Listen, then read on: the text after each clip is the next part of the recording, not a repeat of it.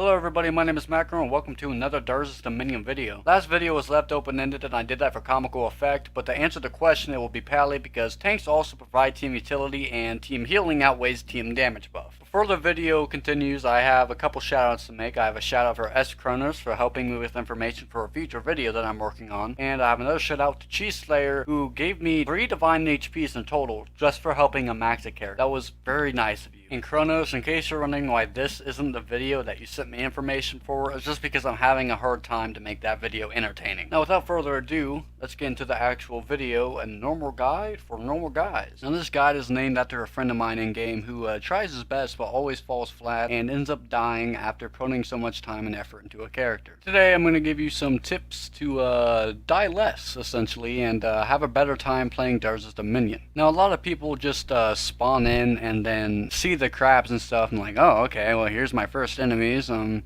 just gonna kill some of those, maybe grab some health potions and some items and walk out. And sometimes they don't even realize that the crabs and snakes actually drop your tier 1 stuff. So when you're at the beach, make sure to pick up 3 health potions, your tier 1 weapon, your tier 1 active. Unfortunately the crabs do not drop armor, but they do drop potions, and very frequently, so make sure to pick up at least 3 potions to compensate for the armor you will not have. Now make sure to be patient and take your time, because the item that's always hardest to find is the ones you're currently looking for. Now that you've done that and you've gotten your 3 pots and basic items, you can move on to the green grass and bluegrass lands, and what you will find there is tier 4 weapon and armor and your tier 2 active. I've found that trying to find your tier 2 actives is the hardest part, so I think leaving to go to the yellow lands without your tier 2 active is fine, but it gives you really good stats, so it's really up to you honestly. But do not leave the blue-green grasslands without having your tier 4 weapon and tier 4 armor both. These are easy to find and you can find them pretty often in thief caves, so do thief caves and find those items and you'll be well on your way to stardom. Now after you do that, you're going to want to go to yellow lands, but before you do that, how many potions do you have? Now is the time in the video that I tell you to always have 3 potions in your inventory, because I have seen many people die due to a lack of potions. In fact, a buddy of mine, me and him are doing a river maze, and I asked him if he needed any potions because Mob had just dropped a potion and he was like, nah, I don't need one, I'm an apothecary. He died soon after. Now after you make sure you have your 3 potions, you can move on to yellow lands. What you will find there is your tier 7 weapon and armor and your tier 3 active. Tier 7s are a rare find, so you can go ahead and stick with your tier 6s, but I recommend finding at least 1 tier 7 item before moving to Godlands, and I recommend it be tier 7 armor. And I also super recommend you find a tier 3 active before you go to Godlands. Now I'm going to skip talking about Godlands because everybody handles Godlands how they want to handle Godlands. But I will say you're going to find your tier 8 weapon and your tier 7 armor in Godlands quite frequently. You will also find your tier 3 active. Now selling stuff and buying stuff sounds quite fun, but just don't do it. Max your stats. I can't stress this enough. Max your stats. Don't go out buying stuff with the armor that you have. There's a good chance you're 0-8 right now with no armor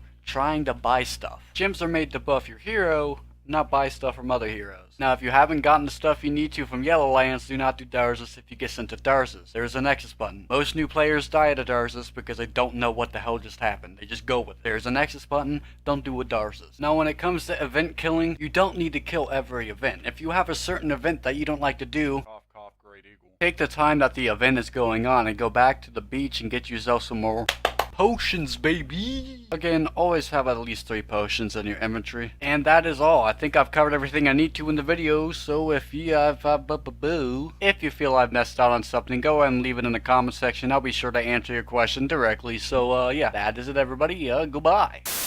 Man, can we please hurry up and start this Harbinger? Cannibal Corpse just started playing and I'm ready to die. Pray for your life, you will escape the knife. Your fate is sealed to the day. Disease is spread, you pray for death.